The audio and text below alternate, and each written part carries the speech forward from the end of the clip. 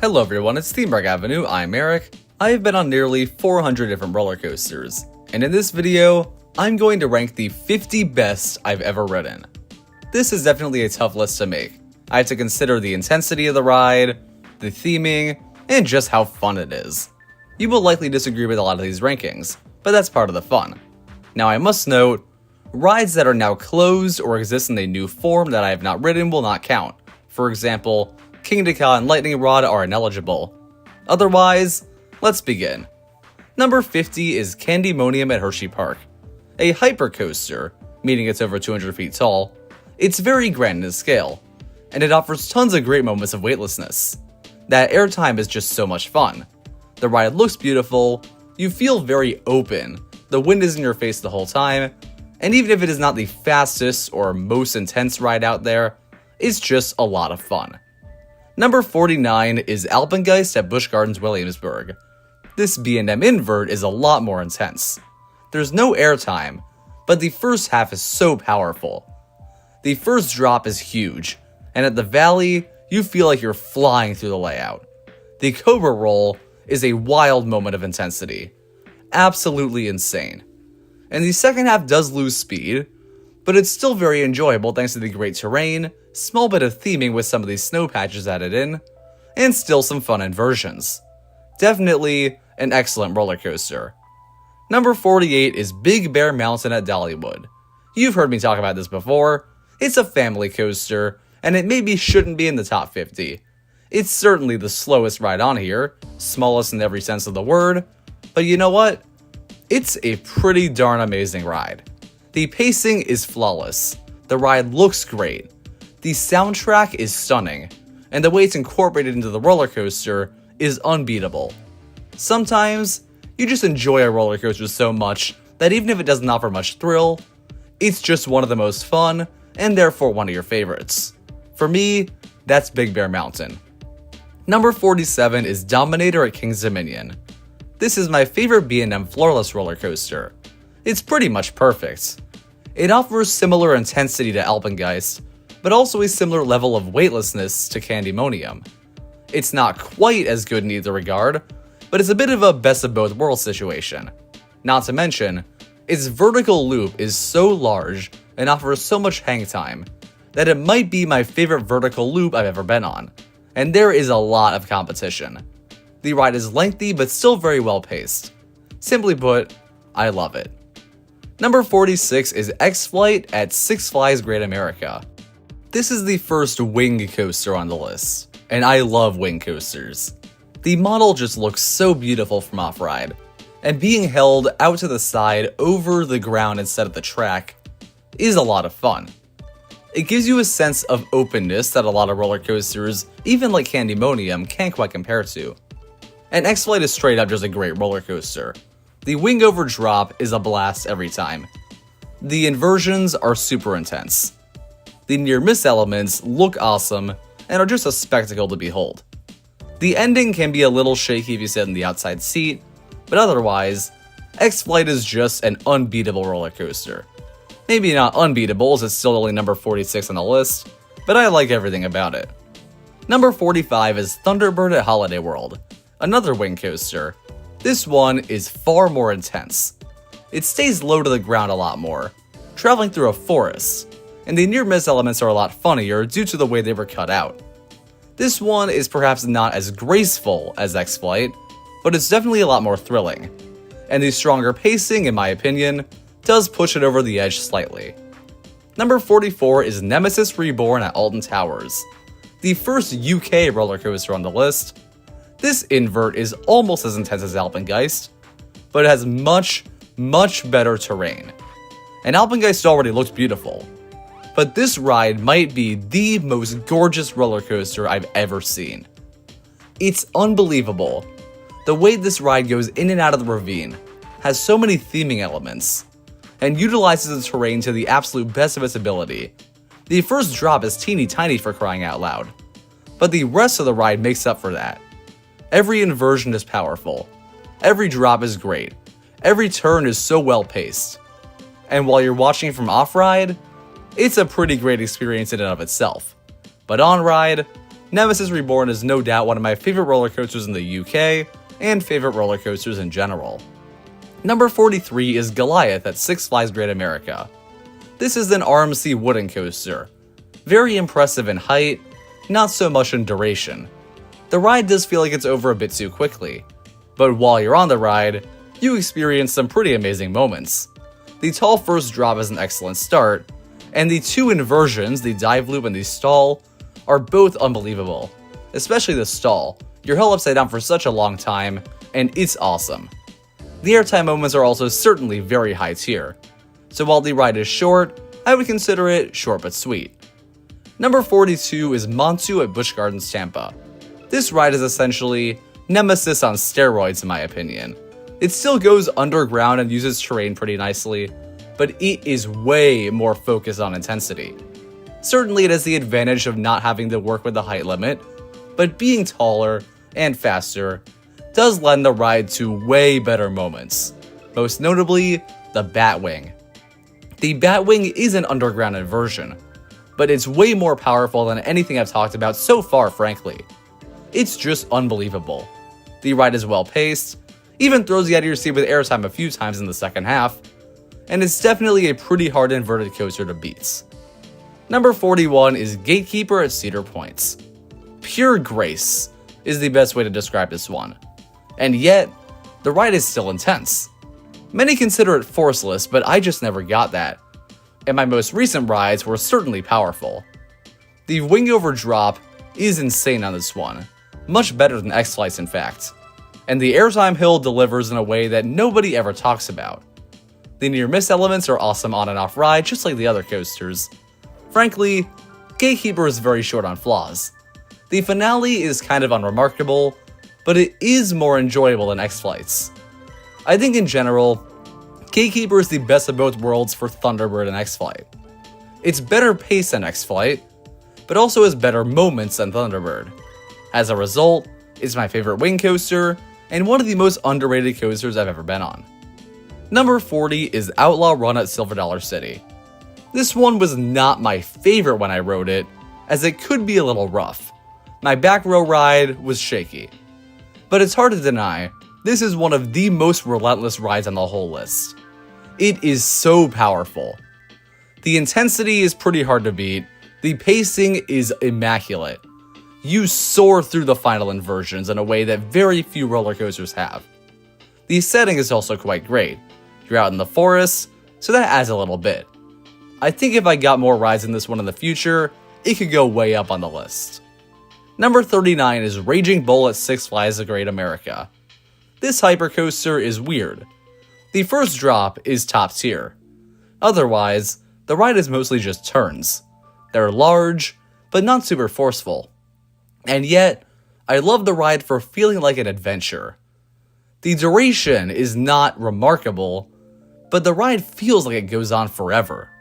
It's almost like a larger Big Bear Mountain. You travel through a pretty large plot of land, soaring over the queue. I just had so much fun the whole way through. And even though the first drop is technically the highlight, I might even enjoy the rest of the ride more just for that feeling of adventure and grandiosity that Raging Bull pulls off, but very few other roller coasters can. Number 38 is the Beast at Kings Island. The Beast is not always at its best. In the daytime, it's probably not even top 50 worthy.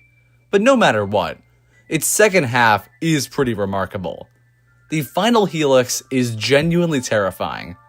You build up speed in a way I've never felt on any other roller coaster, and the whole ride takes place in the forest. It's just a very unique coaster. But what really makes the ride special is the night ride. I can't explain it, but a ride on Beast at night, especially when it's raining, is pretty much unrivaled. I really wish I could fully explain what makes it so special, but it feels so much faster, so much darker in that forest area, and so much more intense. The second half of Beast at night is simply a top 10 moment of any roller coaster I've done. So while the Beast is not always a top 50 coaster, it is sometimes a top 10. Number 37 is Banshee at Kings Island. This is my favorite inverted coaster. It is intense and fast like Montu or Alpengeist, but it has much larger elements. It's very different from the rest of the invert model. The first drop feels way scarier because there's not really a pre-drop to it. You just immediately start soaring down. And you don't begin with a vertical loop like you always would. Instead, you get an enormous dive loop. And the following vertical loop is still very intense.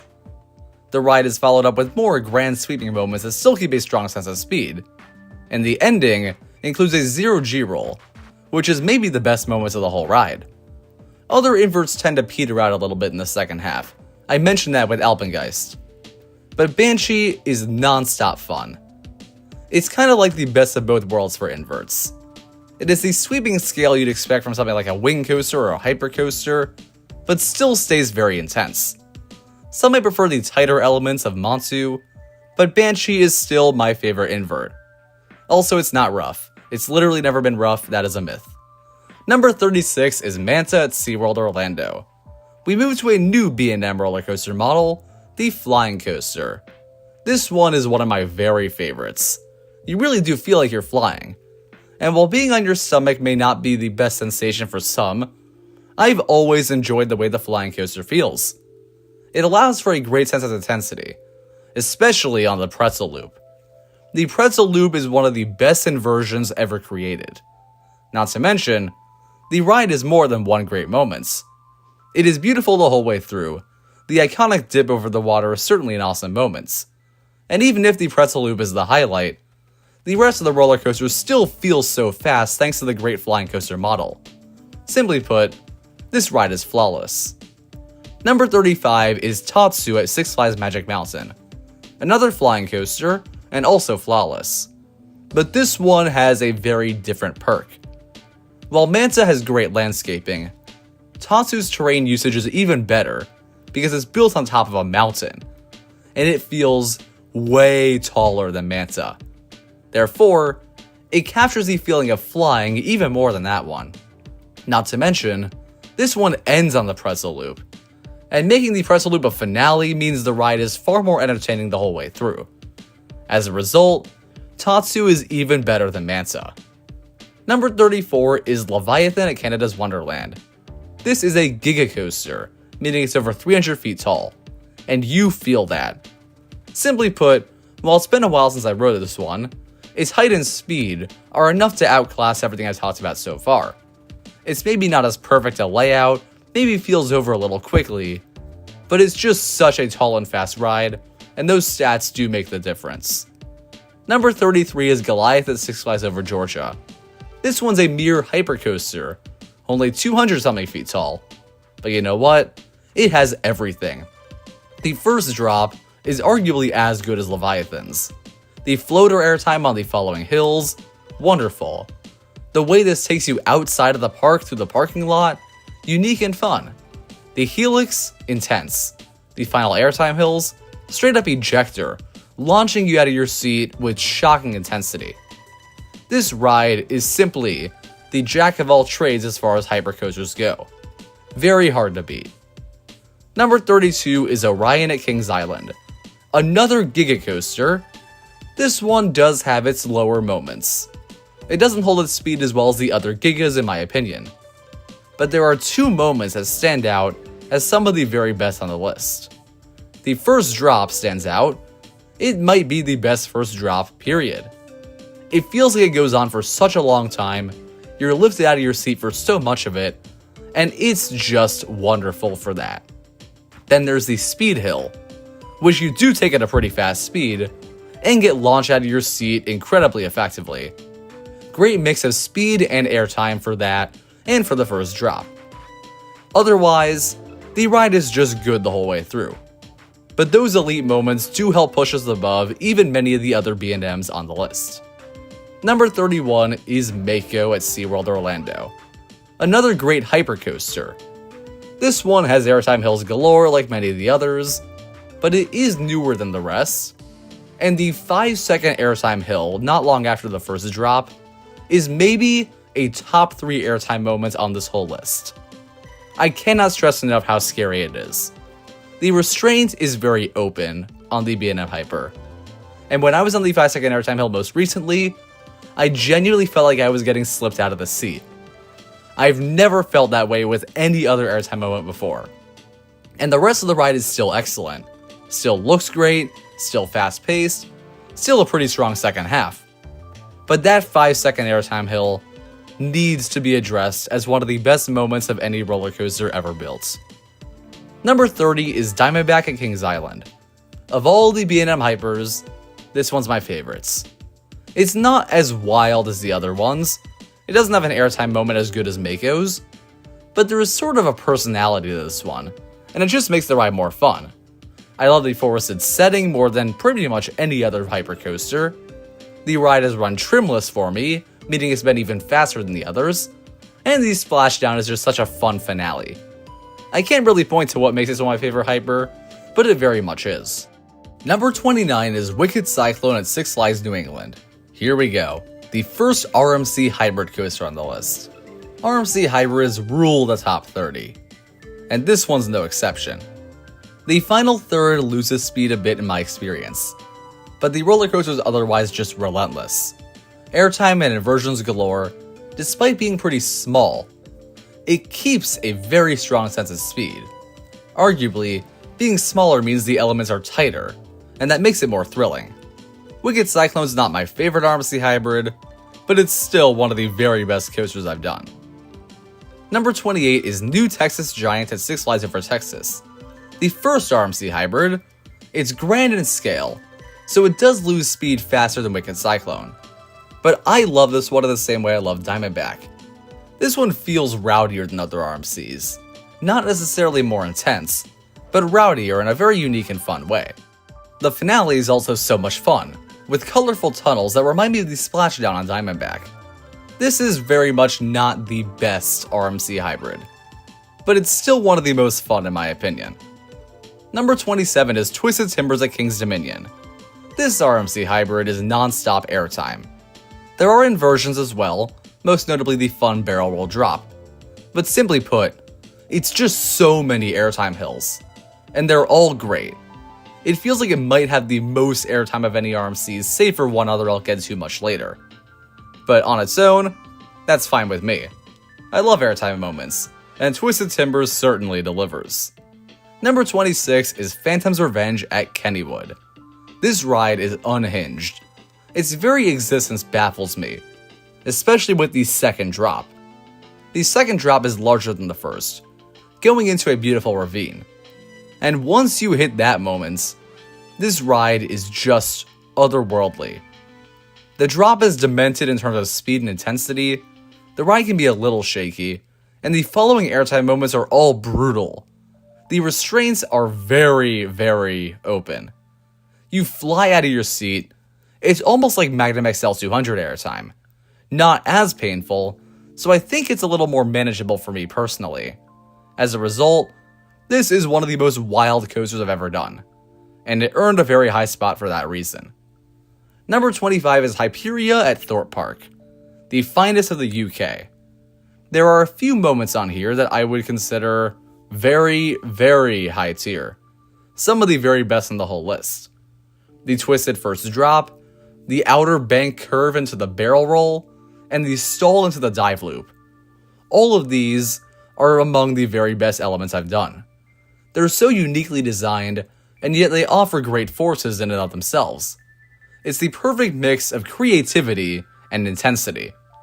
Admittedly, this can't go any higher because it is a bit of a collection of elements more than a complete roller coaster, so I'd argue the pacing is a little off. It's kind of like Goliath at Six Flags Great America in a way. However, the elements here are even better, and I'm very happy that this roller coaster is now in my top 25. Number 24 is Stardust Racers at Universal's Epic Universe. A very new ride, and unlike other Universal coasters, this one's theming is quite light. The station looks nice, but this one is not ridden for its theming. It's ridden for its atmosphere. Maybe you think those are the same thing, but this one is entirely focused on the racing cars and the onboard audio. And that combination is just beautiful. Looking at this from a Universal park goer who's not accustomed to the most thrilling roller coasters, they will enjoy this one for the beautiful sound playing, as they pass over the other train, under the other train, even going upside down directly over it. That upside down moment is known as the celestial spin, and that is one of the best moments on the list. Not one of the most intense per se, but just pure bliss. It's such a fun moment, and even looking at this from the perspective of a big thrilling roller coaster, its airtime moments are great, and its launches are powerful. The ride experience is just so complete. Looking at it on its own, its layout is probably still top 25 worthy. But the addition of that great onboard audio and the dueling elements just makes this one of the very best launch coasters I've ever been on. Number 23 is Pantherian at King's Dominion. I've only ridden it as Intimidator 305, but it's my understanding that that has not really changed anything. I think the ride is still a little overrated, but I can't deny that the first turn is the single most intense moment on any coaster. Going down the drop in the first row was great, and the tight turn leading to sustained intensity was the only moment to ever make me gray out. Admittedly, on that same ride, I got very little airtime after that, and when I got good airtime in the back row, I didn't gray out. So I can't get the perfect ride on this, or at least I haven't yet. But I have to admit that one excellent moment is one of the very, very, very best on the whole list. So even if the entire package isn't my favorite, this one has a master of one that beats some of the jacks of all trades. Number 22 is Wind Chaser Kentucky Kingdom. This used to be called Storm Chaser, and I wrote it as such. It begins like Twisted Timbers, but I enjoy this one a lot more. Its layout is kind of funky. It's sort of hard to describe.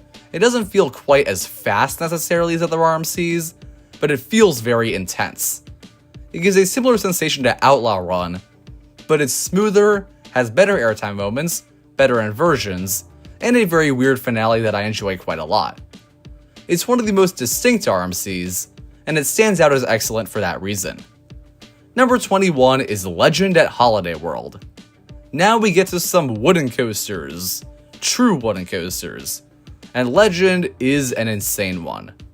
It feels like it goes on forever, similar to something like Raging Bull. Unlike Raging Bull though, this one has Outlaw Run level pacing. You are flying around the track. It's so intense, there's a bit of a rattle that might turn some away, but I think it only adds to the experience. And this ride excels in laterals, meaning you are thrown to the side of your seat several times, but it is so much fun. One of the best wooden coasters I've done due to being brutally intense, but still a very fun and adventurous ride. Number 20 is Joker at Six Flags Discovery Kingdom. An underrated RMC hybrid, I think its first drop is arguably the worst one on the list. However, it makes up for that with an otherwise pretty perfect layout. Its inversions are up there with Goliath at Six Flags Great America as some of my favorite RMC inversions. The airtime moments, as good as any other, right there with Twisted Timbers frankly. And the ride feels long. Some RMCs feel like they're over too quickly in my opinion. This one is one of few where I never felt that way at all. Joker is just a pretty hard ride to beat. It's not the highest scale of RMCs, not the tallest or fastest, but of those mid-tier RMCs, which are still very high-tier coasters, this one's probably my favorites. Number 19 is Prowler at Worlds of Fun. Alright, I'm cheating by adding this one. It recently had Titan Track, that being a steel track, added to select parts of the otherwise wooden coaster. I've not ridden with Titan Track, but my 2023 rides were very much worthy of the spot this is in, and we're going to talk about it anyway. Prowler is one of the best wooden coasters I've been on. It was paced almost as well as Legend, only petering out a little bit in the very final turn. Otherwise, this had superior airtime that was insane. Great terrain usage, that being in a forest just like Beast or Legend, and the night ride was one of the very best. Unforgettable, and you can do it far more days in the year than you can Legend. I can talk about that in the comments if you don't know much about Holiday World's night ride policy.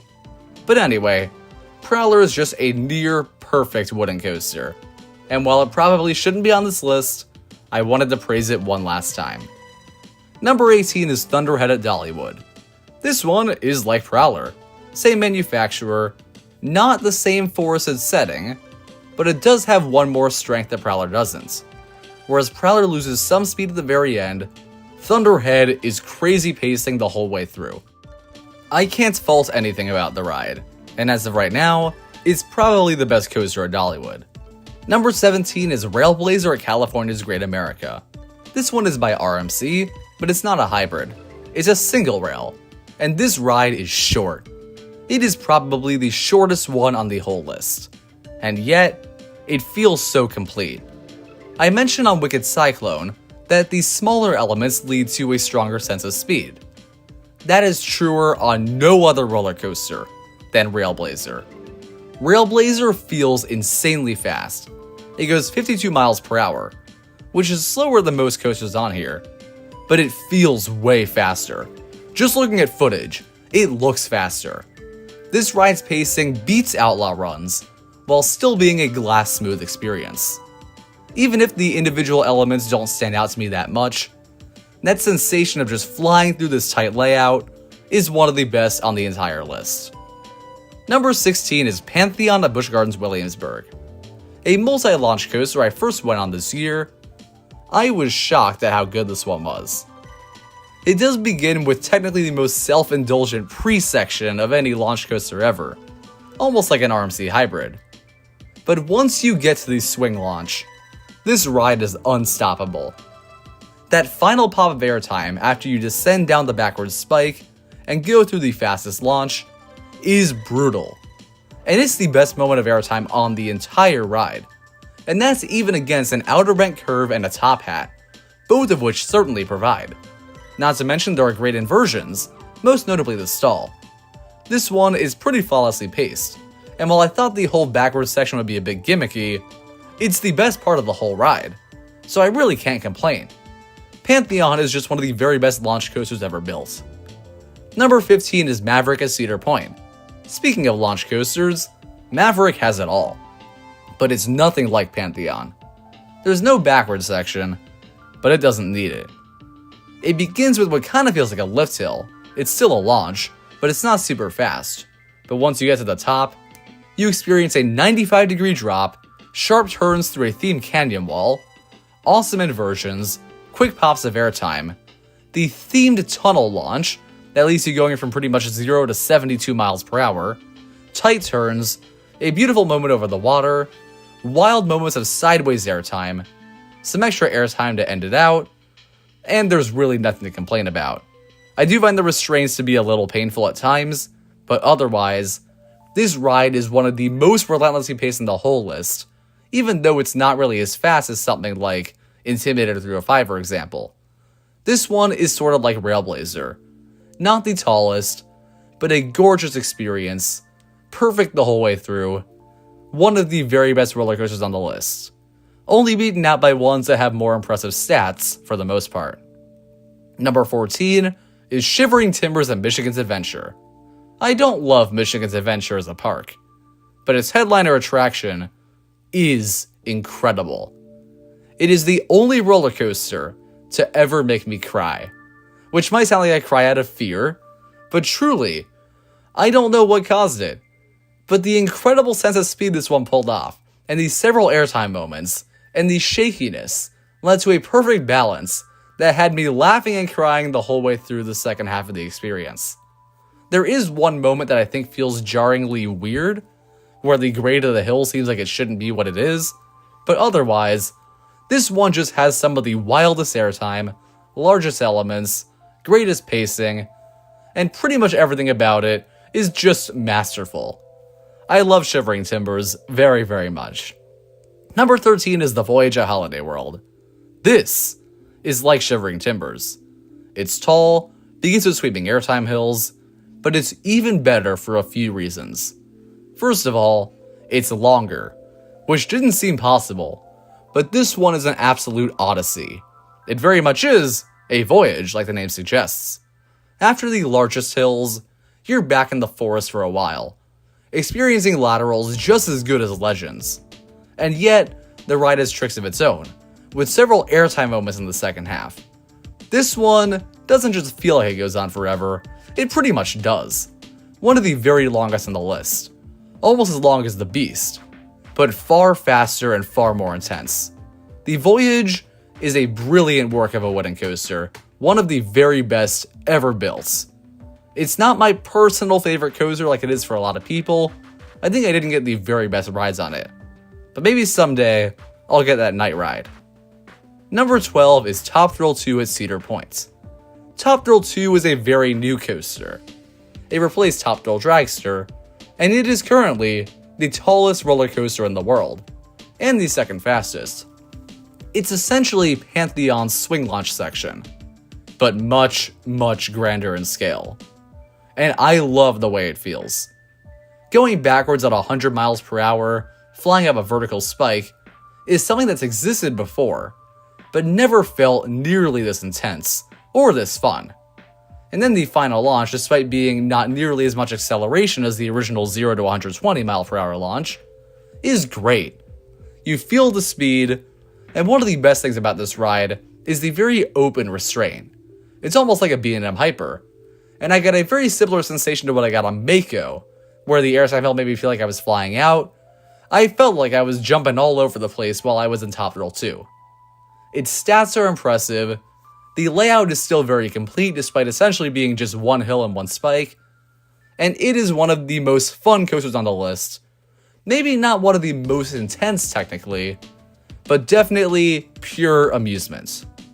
Number 11 is Mystic Timbers at Kings Island, one of my favorite wooden coasters. I've always thought it felt like the wooden Maverick. Its pacing is frankly the best of any wooden coaster on here. Prowler, Thunderhead, neither quite compares. The airtime moments on here, better than any RMC I've talked about. It's like Twisted Timbers in that sense. Even better in my opinion. Not to mention, this one also goes back in the forest, and even though it's technically pretty small in size and short in duration, it doesn't feel that way. I just love Mystic Timbers. Many call it overrated, to the point where I now consider it underrated. Even the shed has gotten better over the years, with more atmospheric lighting. That is a weird thing to point out perhaps, but even disregarding the shed, Mystic Timbers is one of the very best wooden coasters I've ever been on. Number 10 is GhostRider at Knott's Berry Farm. It's been too long since I went on this one, but we begin the top 10 with my favorite wooden coaster. GhostRider has everything. It's an airtime machine that not even Mystic Timbers can compete with. It's taller in size, and you feel that. It has a bit of a rattle to it, but that only makes the ride more intense. It's not quite as well paced necessarily, it's a bit more like a classic out and back type wooden coaster, in the sense that you do slow down at points, but at least the drops after turns that give even better airtime than the standard hills of an RMC or a GCI. As a result, GhostRider is just one of the very best roller coasters I've ever been on. Number 9 is Superman the Ride at Six Flags New England. A ride that's gotten a bad rap for its restraints over the years, I still can't deny, is just a truly perfect roller coaster. It's Six Flags, so it's not very well themed. And yet, it is. It feels like a true Superman roller coaster. Enormous in scale, with one of the best views from the lift hill you'll ever get. Grand first drop. So many great airtime moments. Some large in scale giving floater, some giving great ejector. It's like Leviathan over Georgia, but even better. The music playing up the lift hill is beautiful. The theming elements are simple but fun. And the second half is entirely focused on speed, and it pulls that off perfectly. This hypercoaster truly has it all. And of the conventional hypercoasters I've done, it's no doubt the very best. Number 8 is Iron Rattler at Six Flags Fiesta Texas. One of the very best RMC hybrids. The first drop is great, and yet it's somehow the low light of the experience, because afterwards, you go through inversions over a quarry wall, which lines the park in a beautiful setting. Then you go on top of the quarry wall, and some don't like this section, they say it loses speed. I didn't feel that one bit. That culminates in a drop off of the quarry wall, reminiscent of Phantom's Revenge's drop off the ravine. Then you go into the wall through a tunnel. Relentless speed, and that's the end of the ride. The terrain usage mixed with the standard RMC pacing and airtime makes this practically an unstoppable experience. Number 7 is Twisted Colossus at Six Flags Magic Mountain. My first RMC, I have experienced it while dueling, and when dueling, not even Stardust racers can quite compare to what you experience. Without dueling, it still doesn't, at the very least as a thrilling roller coaster. It is a shame the ride very rarely races now, but on its own, it's just so great.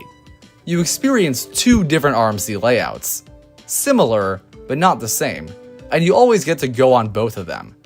The drop is not the tallest, but it's still better than any other I've mentioned so far in my opinion.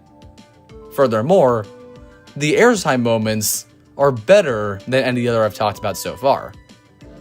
Even beyond that, the inversions, even when you're not actually going alongside another train, are still so much fun because you can still see the other track underneath you. It's essentially 2 top-tier RMC layouts put into one coaster, and that is more than worthy of top 10. Number 6 is Velocicoaster at Islands of Adventure.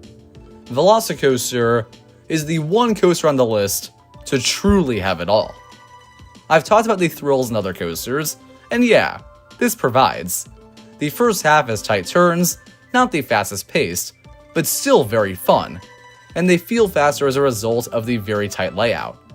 The second launch has great power behind it, the top hat gives a good moment of airtime and clarity before you soar back down to Earth, and the 2 inversions, the stall and the Mosasaurus roll, especially the latter, are among the very best in the list. Maybe better than pretzel loops in fact. But that's not what sets the ride apart. What sets it apart is the theming. The story of the ride makes sense. The raptor paddock looks beautiful. The entire ride looks beautiful. The queue is better than anything else on this list.